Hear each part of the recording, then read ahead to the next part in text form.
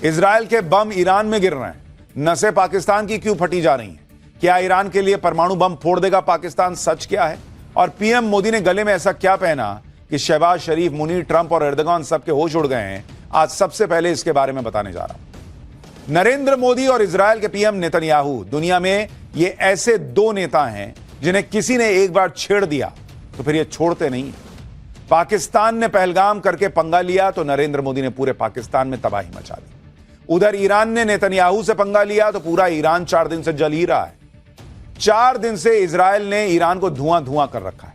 बम पर बम गिर रहे हैं।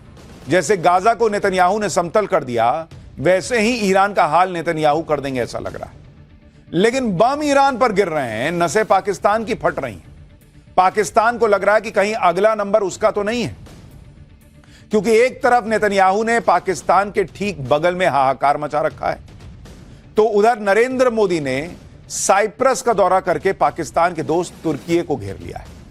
पाकिस्तान और तुर्की मिलकर भारत के खिलाफ गेम कर रहे हैं, लेकिन नरेंद्र मोदी और नेतन्याहू ने इस गेम को ही पलट दिया है। सोचिए, इजरायल से पाकिस्तान 3000 किलोमीटर दूर है, फिर भी पाकिस्तान की हालत खराब हो रखी है।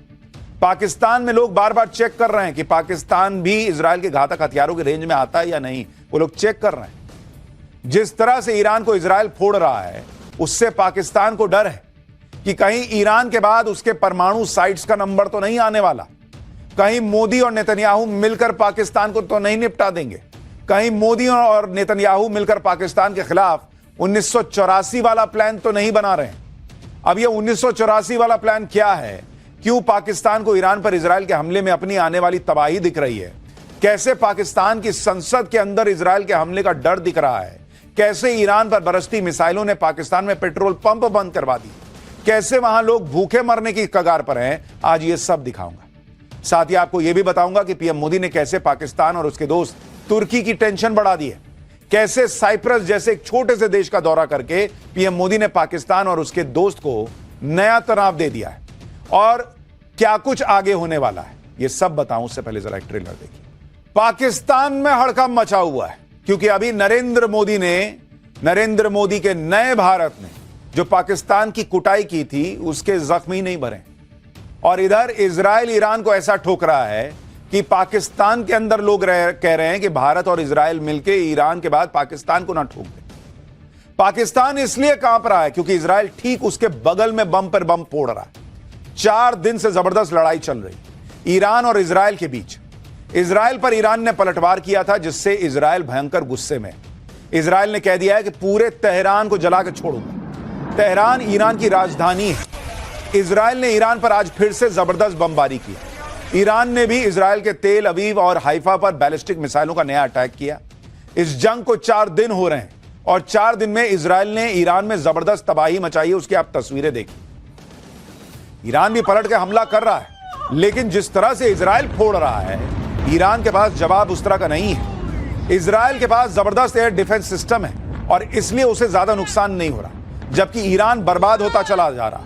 इजरायल की ताकत देखिए कि ईरान की राजधानी तेहरान के आसमान पर इजरायली एयरफोर्स का कब्जा हो चुका है। जब चाहे तब तेहरान पर इजरायल बम गिरा रहा है, जब मन कर रहा है। भाई, जैसे इंडिया नहीं जब उधर मन कर रहा था फोड़ दे रहा था, वैसे ही जहां तक मन कर रहा था इंडिया घुस के मार रहा था, वैसे ही अब इजरायल मार रहा है ईरान को। बात इतनी बढ़ चुकी है कि इजरायल ईरान के सुप्रीम लीडर अयतुल्लाह खामनेई को ही उड़ाने वाला था, खत्म कर देता।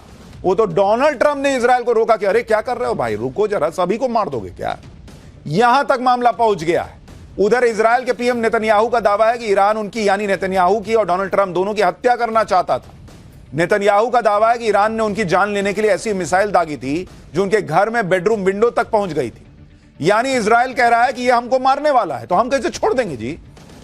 और वो सिर्फ ईरान को ही नहीं छोड़ने की बात कर रहा है कि भाई ईरान को नहीं छोड़ेंगे, वो पाकिस्तान को भी ठोक देगा, यह भी चर्चा हो रही है। जब नेतन्याहू कह रहे हैं कि ईरान उन्हें ही उड़ाना चाहता था, तो फिर इजरायल ने भी ईरान का खेल पूरा खत्म करने की ठान ली। भाई, कोई खुद थोड़े मरेगा कि तुम हमको मार दो, हम जो है विश्व शांति की बात करेंगे। और इजरायल के रास्ते में अब जो भी आने की कोशिश करेगा वो मारा जाएगा। पाकिस्तान इसीलिए डरा हुआ है क्योंकि उसने देखा है कि इजरायल हमास को ठोक चुका है, हिजबुल्लाह की बैंड बजा चुका है, और पाकिस्तान को भी एक वो रोग नेशन मानता है। हिंदी वाला रोग मानिए, अंग्रेजी वाला रोग मानिए, दोनों तो है ही है पाकिस्तान। अब वो ईरान को ठोक रहा है। इजराइल की इस हिट लिस्ट में पाकिस्तान का भी नाम हो सकता है, पाकिस्तान को डर लग रहा है। और खुद पाकिस्तान ने इजराइल को उस पर हमला करने की बड़ी और ठोस वजह दे दी। दरअसल ईरान के वरिष्ठ सैन्य अधिकारी ने यह दावा कर दिया कि अगर इजराइल ने ईरान पर परमाणु बम का इस्तेमाल किया तो पाकिस्तान इजराइल पर परमाणु हमला कर देगा। मतलब ईरान खुद नहीं करेगा भाई, अभी हो सकता है नहीं बना होगा परमाणु बम, तो वो कह रहा है मेरे तरफ से पाकिस्तान तुम पे परमाणु बम मारेगा। ईरान के बड़े अधिकारी का बयान सुनिए, फिर आपको बताता हूं कि पाकिस्तान में कैसे हड़कंप मच गया जैसे ही उन्होंने यह सुना कि ईरान कह रहा है कि पाकिस्तान परमाणु बम मारेगा। यह गजब की लड़ाई लड़ते हैं ये लोग कि मेरे को मारोगे तो परमाणु बम पाकिस्तान मारेगा। पाकिस्तान हड़बड़ा गया। इजराइल से युद्ध के बीच ईरान ने पाकिस्तान को लेकर बड़ा दावा कर दिया। ईरान की बात सुनकर पाकिस्तान के होश उड़ गए। ईरान को भाई भाई बताने वाले पाकिस्तान ने कुछ ही घंटों में ईरान के दावे का खंडन कर दिया। पाकिस्तान कह रहा है कि नहीं नहीं भाई, हम ईरान जो कह रहा हम नहीं ऐसा कुछ बोले, हम नहीं मारेंगे परमाणु बम। पाकिस्तान के रक्षा मंत्री ख्वाजा आसिफ ने कहा कि इस्लामाबाद ने इजराइल के खिलाफ परमाणु हमले की कोई बात की ही नहीं है। पाकिस्तान की घबराहट को आप इस तरह से समझिए कि पाकिस्तान की संसद में वहां का विदेश मंत्री इशाक डार खड़ा होकर कह रहा है कि नहीं भाई, हम कोई परमाणु बम नहीं फोड़ने वाले हैं ईरान की तरफ से। उनको लगा भाई ईरान तो बोल दिया, अब इसके चक्कर में वहां से नेतन्याहू मारेंगे या यहां से इंडिया फोड़ देगा, तो तुरंत हड़बड़ा गया कि नहीं हम ऐसा कुछ नहीं करने वाले हैं। सुनिए, पाकिस्तान का विदेश मंत्री संसद में खड़ा होकर कह रहा है कि हम ये सब कुछ नहीं करने वाले। ये पाकिस्तान का हाल है। जो पाकिस्तान अभी कुछ दिन पहले तक कह रहा था कि भाई भारत में पाकिस्तान के हमलों से बड़ा नुकसान हुआ है, और उससे जब पूछा गया था कि आपका क्या सबूत क्या है, तो कह रहे थे सोशल मीडिया पे खबरें चल रही। उसको तब सोशल मीडिया पे भरोसा था। आज कह रहा है कि सोशल मीडिया पे खबरें चल रही हैं कि हम ईरान की तरफ से परमाणु बम फोड़ देंगे, उस पर भरोसा मत कीजिए, सोशल मीडिया भरोसे के लायक नहीं है। वो कह रहा है मेरा बम मेरा भाई, हम काहे फोड़ेंगे ईरान की तरफ से।